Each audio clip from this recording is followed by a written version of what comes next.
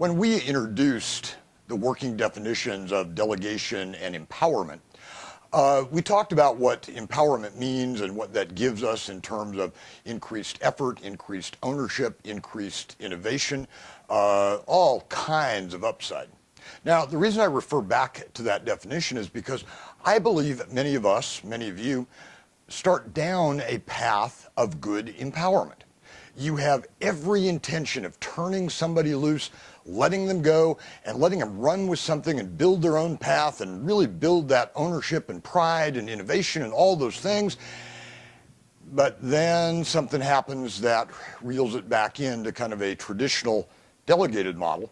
That delegated model where you end up defining the process, where the team member gives us only the amount of effort that they are going to provide to keep you off their back. There really is no innovation, no creativity. Now, let me tell you how that happens. And it doesn't happen by any cognizant, conscious thought. It doesn't happen because we intend it to happen. It occurs almost in some cases accidentally. Now, let's talk about a couple of scenarios. You set down that path of giving somebody something to do. You define when it's due. You define when what the project looks like and the deadlines and all the other key boundary items. And you say, just go and I'm here if you need you. And a little while later, there's a knock on the door. And the individual that you gave that project or task to shows up in your doorway and says, hey, I'm at a little bit of a roadblock. What do you think? Right there is going to be an epiphany moment for us. Because with all good intentions, we, being the all-knowing, all-seeing leaders who have done so many more things than our team has, who have great depth of experience and education, what we do right there is probably the worst thing we could possibly do, and that is we answer their question. We tell them what we think they should do. We give them an opinion about what direction it is we believe they should go in. And from that moment on, we turn what started out as an empowered piece of delegation into a traditional piece of delegation. Because above and beyond everything else, your team members are going to be pretty good foot soldiers, and they're going to do exactly as you described for them to do. So let's talk about curing that for just a minute. First of all, as a leader, you need to get comfortable in saying, you know what?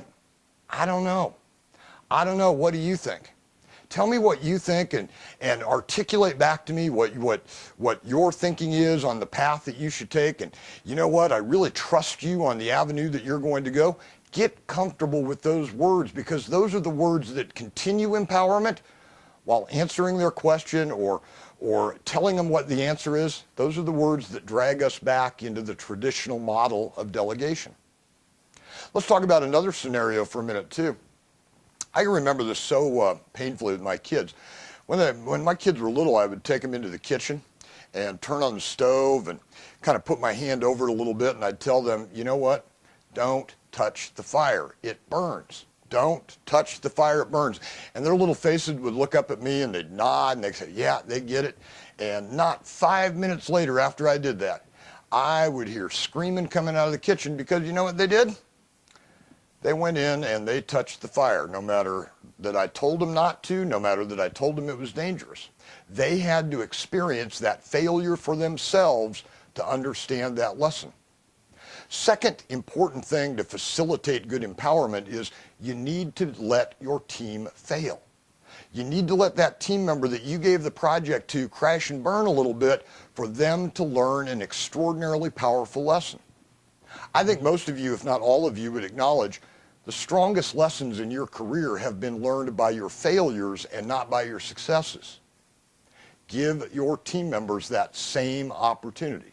Now, I'm not intimating that there should ever be any risk to life or limb or million-dollar customers or anything like that, but when the risk is manageable, let them fail at it, because they're going to learn a much more powerful lesson than when you tell them, no, don't do it, or worse yet, when you save them from failing. Let them fail. Third thing that I want to talk about a little bit, and this is one of the most pervasive issues associated when we start out down good empowering path and then drag it back into delegation, is, and again, we'll go down that, I trust you in doing this. Here's what I need. Here's the deadline. Here are the boundaries. Now go do everything it needs. Just copy me on all the emails that you send out about it. Now, what we've done right then in that particular little piece of language is we've told that team member that we trust them with all the work, we trust them with all the issues, we trust them with problem solving, we encourage them to innovate and to drive this and to own this. But in anything that gets communicated, especially those things that get communicated upward, then you better keep me in the loop so I know what's going on. I got to tell you, that little behavior right there is driven by some pretty deep insecurities. And don't be naive either. Your team members see that when you say, well, copy me on those emails or keep me in the loop about those things, they know that that really is a message that you don't trust them fully to run with and drive that project or that task that you gave them. So I guess the bottom line here is be very, very careful. Even though that you may start out on a very empowered kind of path, make sure you avoid those three particular areas from dragging it back into a traditional delegated model.